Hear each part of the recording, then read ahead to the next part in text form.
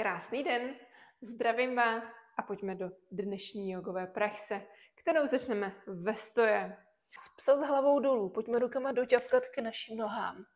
Přes kulatý záda vytáhneme tělo nahoru do stoje a jdu za rukama. Podívám se za rukama nahoru, klidně spojím dlaně k sobě.